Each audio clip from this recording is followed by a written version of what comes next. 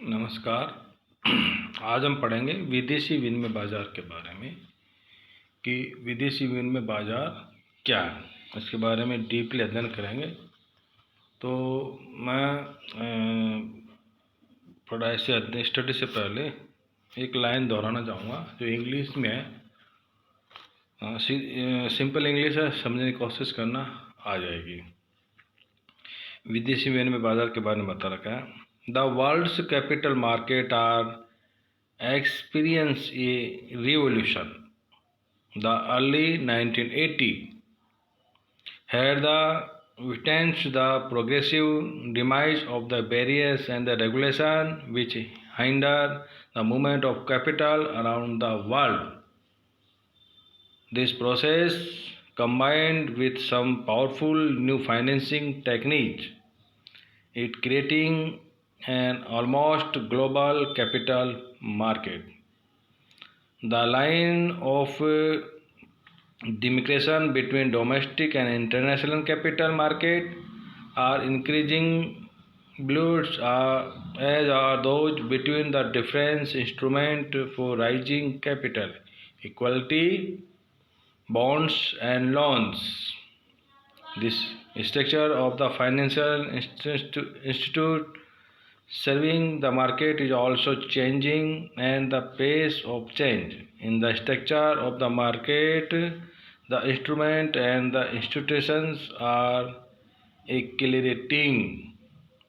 ये कहा है यूरो मनी के बारे में। जब यूरो मनी का उदय हुआ था, यूरो मतलब है यूरोप, एक जो महाद्वीप है उसके सभी देशों ने मिलकर एक साझा करेंसी का डेवलप किया, एक साझा करेंसी को अनुमति दी, उसको यूरो बोलते हैं।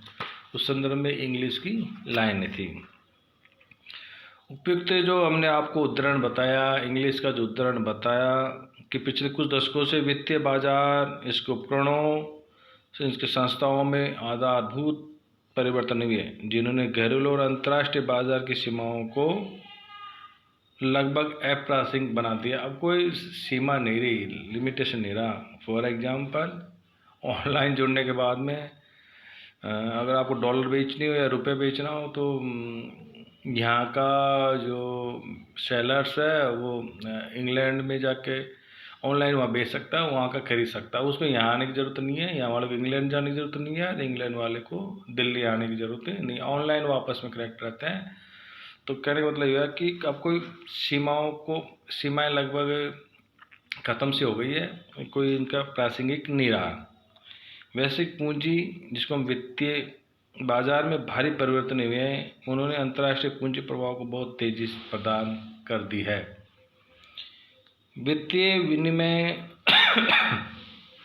का हास्य उन साधनों से है जिनका उपयोग अंतर्राष्ट्रीय भुगतानों में किया जाता है। एक्सचेंज, फॉरेन एक्सचेंज का अर्थ है कि उन साधनों से है जिनका उपयोग अंतर्राष्ट्रीय भुगतानों में किया जाता है। इस प्रकार विदेशी विनिमय बाजार का अभिप्राय उस बाजार से है जहां व्यक्ति, व्यावसायिक फर्में तथा बैंक विदेशी मुद्राओं या करेंसी का क्रय विक्रय करते हैं। वापस दोहराना चाहूँगा इस लाइन को, अच्छी लाइन है। क्या है विदेशी विनिमय बाजार का क्या अभिप्राय है? विदेशी विनिमय बाजार का मतलब है जहां व्यक्ति या कोई फर्म, व्यावसायिक फर्म या बैंक विदेशी मुद्राओं का क्रय और विक्रय करते हैं, वो कहलाते हैं आपका विदेशी विनिमय बाजार। विदेशी मुद्राओं का क्रय विक्रय चाहे कोई सा भी हो, व्यक्ति हो, फर्म हो या बैंक करते हैं, तो विदेशी विनिमय बाजार कहलाते हैं। विदेशी विनिमय बाजार में किसी भी मुद्रा, करेंसी का क्रय विक्रय किया जाता है। जैसे संयुक्त राज्य अमेरिका, यूएसए की करेंसी अमेरिका डॉलर का बाजार है, जो सभी स्थानों जैसे New York, London, Paris, Zurich, Singapore, Hong Kong, Mumbai, Tokyo आदि पर अमेरिका डॉलर के विदेशी मुद्राओं करेंसी में क्रय विक्रय किया जाता है। ये सभी मौद्रिक केंद्र, मॉनेटरी सेंटर एक दूसरे से इलेक्ट्रिक उपकरणों यानी कंप्यूटर और इंटरनेट के द्वारा जुड़े हुए होते हैं और 24 घंटे लगातार एक दूसरे से संपर्क बनाए रखते हैं, और इस प्रकार वे एक अंतर्राष्ट्रीय विदेशी विनिमय बाजार, एक single international foreign exchange market बनाते हैं। संक्षेप में, निष्कर्ष रूप में हम कह सकते हैं कि जिस बाजार में विदेशी करेंसियों का क्रय और विक्रय किया जाता है वह विदेशी विनिमय बाजार कहलाता है। अब हम पढ़ेंगे, जैसे कि इसमें दे रखा है कि विदेश function of foreign exchange market, विदेशी विनिमय बाजार के कार्य, क्या क्या कार्य। हम 3 कार्यों का, कार्य तो बहुत है लेकिन हम ये 3 कार्यों का वर्णन करेंगे, उनको समझाने की कोशिश करेंगे कि वो 3 कार्य कौन कौन से हैं। नंबर 1, विदेशी करेंसी हस्तांतरण का कार्य। विदेशी करेंसी हस्तांतरण का कार्य, पहला कार्य। विदेशी विनिमय बाजार का अब तक एक प्रमुख कार्य एक राष्ट्र से दूसरे राष्ट्र के बीच विभिन्न विदेशी करेंसियों के भंडार का हस्तांतरण माना गया है। इस कार्य का संपादन सामान्यतः इलेक्ट्रॉनिक्स हस्तांतरण से होता है, जो अब अधिकांश इंटरनेट कंप्यूटर आधारित के माध्यम से होने लगा है। इसके अंतर्गत एक घरेलू बैंक विदेशी मौद्रिक केंद्र में स्थित अपने पारंपरिक लेन देन वाले बैंकों को घरेलू मुद्रा की एक निश्चित मात्रा किसी विशेष व्यक्ति, फर्म या अकाउंट को हस्तांतरित करने को निर्देशित करता है, इंस्ट्रक्ट करता है। किंतु यहाँ यह प्रश्न उठता है, अब आपके दिमाग में प्रश्न उठता है कि कोई व्यक्ति, फर्म या बैंक एक राष्ट्र की करेंसी को दूसरे राष्ट्र की करेंसी में क्यों बदलना चाहता है। एक बिना अर्थशास्त्र के बच्चे के और अर्थशास्त्र के बच्चे के दिमाग में सवाल उठ सकता है कि क्यों बदलता है। इसका आंसर है कि विदेशी करेंसियों की मांग कई कारणों से उत्पन्न होती है। सामान्यतः जब एक यात्री पर्यटन के लिए दूसरे राष्ट्र में जाता है घूमने के लिए, तो उसे घरेलू करेंसी को उस देश की करेंसी में बदलनी पड़ती है, क्योंकि वह उस राष्ट्र में कुछ वस्तुएं खरीदना चाहता है तो उसे वहीं की करेंसी ही देनी पड़ेगी। जैसे कोई भारतीय पर्यटन अमेरिका में मान लो घूमने के लिए जाता है तो क्या करना पड़ेगा उसको, उससे अपनी घरेलू करेंसी रुपया को अमेरिकी करेंसी डॉलर में परिवर्तित करनी ही पड़ेगी, तभी तो अमेरिका में जाके वो सामान खरीद सकता है। इंडियन करेंसी को तो हमको लेगा नहीं दुकानदार। अमेरिका में कोई वस्तु खरीद पाएगा वो पर्यटन, अगर वो करेंसी चेंज कर लेगा तो, अन्यथा नहीं। इस तरह कोई भारतीय व्यावसायिक फर्म विदेशों से कोई कच्चा माल या वस्तु का आयात करना चाहे तथा जब कोई घरेलू व्यक्ति विदेश में अपनी पूंजी का विनिमय करना चाहे, उन सभी कार्यों के लिए उसे अपनी घरेलू मुद्रा को उस देश की करेंसी में परिवर्तित कराना पड़ेगा। इस तरह विदेशी करेंसी की पूर्ति प्राप्ति होती है। तब कोई विदेशी अमेरिका या दूसरा देश भारत में घूमने वाला जाता है तो वह अपनी घरेलू करेंसी डॉलर को भारतीय रुपये में बदलेगा तो भारत को अमेरिकन डॉलर प्राप्त होंगे। इस तरह भारतीय उद्योगपति अपनी वस्तु का निर्यात अमेरिका को कर बदले में अमेरिका डॉलर प्राप्त करते हैं, या भारतीय अपने द्वारा विदेश से में किए गए विनियोग पर लाभ, ब्याज आदि लाभ प्राप्त करते हैं। अब हम इसका दूसरा कार्य पढ़ेंगे। सेकंड कार्य क्या है?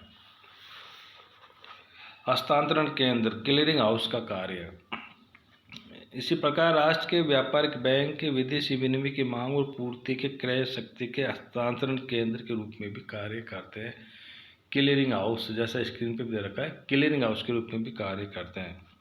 इस कार्य के अभाव में अमेरिका आयात करता है जिसे भारतीय रुपये की आवश्यकता है को किसी अमेरिकी निर्यातक को ढूंढना पड़ेगा जिसे अपने पास उपलब्ध भारतीय रुपये बेचना है।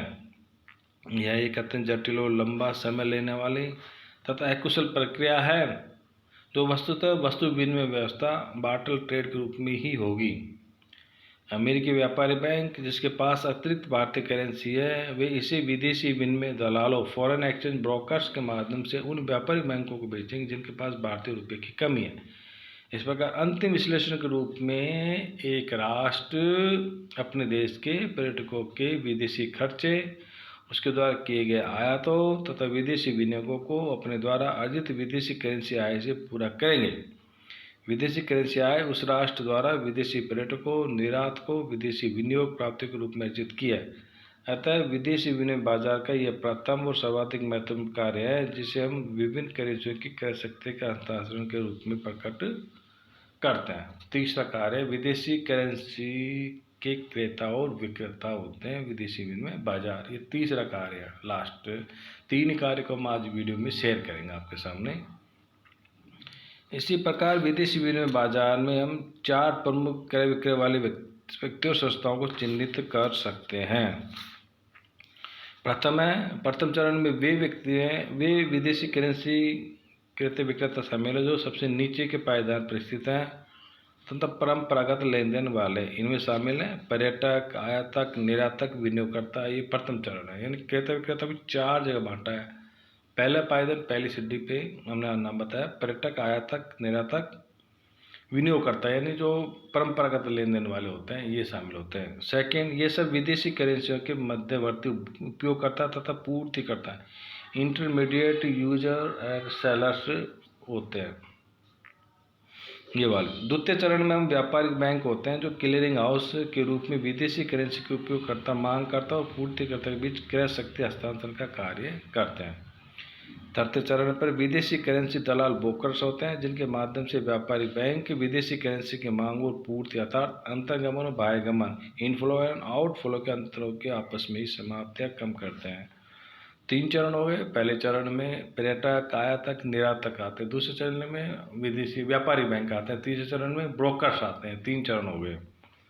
इसे हम अंतर बैंक या थोक बाजार कहते हैं। अंतिम यानी चतुर्थ चरण को सबसे ऊपर पाया जाता है, वह देश का केंद्रीय बैंक, जैसे भारत में रिजर्व बैंक ऑफ इंडिया है। यह केंद्रीय बैंक अंतिम ऋणदाता व पूर्तिकर्ता, सेलर और बायर्स ऑफ लास्ट रिसोर्ट, अंतिम ऋणदाता व पूर्तिकर्ता, रिजर्व बैंक ऑफ इंडिया में के रूप में अति महत्वपूर्ण कार्य करता है। जब देश की कुल विदेशी विनिमय आय तथा व्यय में अंतर हो तब केंद्रीय बैंक या तो विदेशी करेंसी भंडार में कमी करता है या उसमें आपूर्ति बढ़ाता है। उपरोक्त 4 चरणों में प्रथम 2 चरण क्रेता विक्रेता तथा व्यापारिक बैंक होते हैं, अतः जो वास्तविक लेन देन करता है, और व्यापारिक बैंक जो क्रय शक्ति हस्तांतरण क्लियरिंग हाउस का कार्य करते हैं। क्रय शक्ति का हस्तांतरण करने का प्रमुख माध्यम साख पत्र, लेटर ऑफ क्रेडिट होती है। पहले साख पत्र तार द्वारा हस्तांतरित किया जाता था, किंतु जब से इलेक्ट्रॉनिक्स माध्यम उपलब्ध हो गया है, इंटरनेट आ गया है, तब से कंप्यूटर आधारित हस्तांतरण होने लगे हैं जो इंटरनेट के जरिए बिना किसी विलंब के तुरंत हस्तांतरण कर देता है। पूर्व में अंतर्राष्ट्रीय भुगतानों में वाणिज्य हुंडियों का भी प्रयोग होता था, किंतु कंप्यूटर व इलेक्ट्रॉनिक्स इंटरनेट के आने के बाद संचार तंत्र कम्युनिकेशन में अप्रत्याशित गति आ गई और बैंकिंग कार्य प्रणाली और विदेशी विनिमय बाजार के पूंजी प्रवाहों में आमूलचूल परिवर्तन हो गए हैं। विदेशी विनिमय बाजार का दूसरा मुख्य कार्य है विदेशी व्यापार के लिए वित्तीय सुविधाएं प्रदान करना। घरेलू बाजार के समान अंतर्राष्ट्रीय व्यापार के लिए भी वित्त की आवश्यकता पड़ती है। सामान्यतः निर्यातक आयातकों को भुगतान के लिए 90 दिन का अवसर देते हैं, किंतु इस अवधि में निर्यातकों को वित्त की आवश्यकता पड़ती है। विदेशी विनिमय बैंक निर्यात हुंडियों को बट्टा करके अथवा इन हुंडियों की जमानत पर निर्यातकों को आवश्यक वित्तीय सहायता प्रदान करते हैं। विदेशी बाजार का तीसरा प्रमुख कार्य विदेशी विनिमय दर में उच्चावचनों से उत्पन्न जोखिमों में सुरक्षा करने की सुविधा प्रदान करना है। विदेशी विनिमय तैयार विदेशी विनिमय बाजार सट्टेबाजों को विदेशी विनिमय के क्षेत्र में अपनी स्थितियों को मजबूत बनाने का अवसर प्रदान करता है। इसके अतिरिक्त जोखिम सुरक्षा को ठीक विपरीत दूसरा कार्य जो विदेशी विनिमय बाजार संपादित करता है वह सट्टेबाजी है, जो विदेशी करेंसी की विनिमय दर में उतार चढ़ाव से प्राप्त करने का उपाय। इनसे भी विदेशी विनिमय बाजार सुरक्षा प्रदान करते हैं। अगले जो वीडियो हमारा जो कल आएगा, कल जो वीडियो है उसमें बताएंगे operating of the foreign exchange market, कि विदेशी विनिमय बाजार किस प्रकार के ऑपरेट होते हैं, किस प्रकार से ये कार्य करते हैं, ये कार्य प्रणाली क्या है, इसके बारे में हम लोग कल जो हमारा वीडियो आएगा उसमें हम अध्ययन करेंगे।